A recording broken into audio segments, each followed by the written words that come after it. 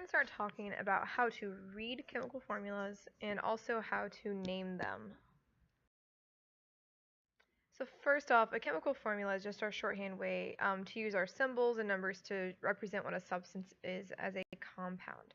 So we use the symbols to represent what elements are actually in there. So if you have a C in the formula, you know you have carbon in there, for example. And then we have a subscript, which is a number that is down lower than the symbol itself, and that represents how many of each atom there is. We have done practice with this before, so hopefully this is just a little bit of a review. We are going to be spending time naming for the next few classes, which some parts of it are pretty easy, some parts I know can be a little more difficult for people, which is why we're going to be spending several days doing this. But we name our compounds in two different ways. One way is for covalent compounds, which remember those compounds are ones between two nonmetals and they're sharing electrons. And then our ionic compounds are between a metal and a nonmetal, and that's when they are giving away or taking electrons. So we're going to start with covalent compounds, and we will be really hitting this hard the next couple days. So if you're not initially understanding it right here, just bear with me and I'll make sure we have this down within the next few days. So first off, with covalent compounds, we use prefixes. So we use mono for 1, bi for 2, tri for 3. We can go all the way up to nana for 9. We can keep going past that, of course, but there's a chart in your book, and we will review all the prefixes as we go through. But, penta and deca and all those things will be something you need to know. We will have the ones that we're naming, at least, we will have two different atoms or two different parts of the compound. But the second element in the compound, we're always going to take off the last part of its name and add "ide" to it. So, for example, CO2. You guys, a lot of people will know that name commonly as carbon dioxide, but it's named that because there is one carbon, so it's just left as carbon, and then dioxide. So the di means there's two, which you can see there's two subscripts there by the O, and then the O means oxygen, so we take off the last part of its name and we add ide at the end. So carbon dioxide. Now, when you have one atom of something, mono means one, and we can add that at the front, but when it's the first,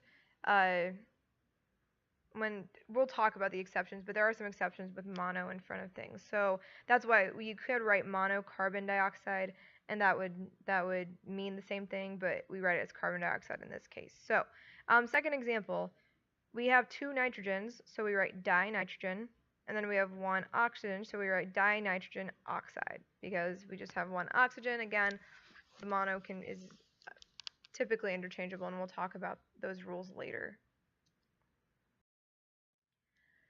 Ionic compounds, these ones are the ones that I would say are a little bit trickier in some cases. Other times it's really not that bad, but the thing with ionic compounds is that we know it creates ions, which means they have a charge. Now, a compound itself will always be neutral in when you put the two atoms together. So that means all of our positive atoms have to have an equal amount as the negative atoms in that compound, so that it balances it out to just being 0.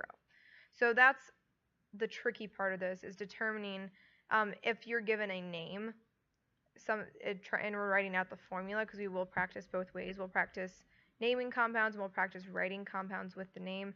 You have to figure out how many atoms you have. But we're going to start with a couple easier examples. But basically, you write down the name of the metal, which is listed first, and then you just write the name of the nonmetal with ide at the end. So these are some easier examples that aren't as tricky with some of the numbers and the subscripts.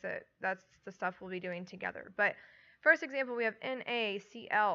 So sodium is our metal, so we just write sodium, and then we write chloride. Remember, we take off the last part of that word, and so it'd be chloride because there's a chlorine.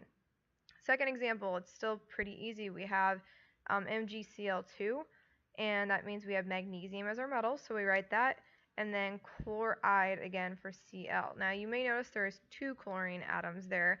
That has to do with the ionic charges. remember when we worked through ions, we would have found out that magnesium as an ion would have a positive 2 charge because it has 2 valence electrons to give away.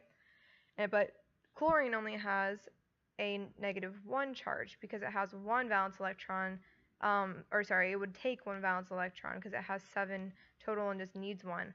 So if we have 2 chlorine atoms, now we have an overall charge negatively of 2, we have an overall charge positively of 2, so the negative 2 and the positive 2 cancel out, so the whole compound has a charge of 0, which I know, just saying that quickly, is a little possibly confusing, but we will be making sure we go over that in class.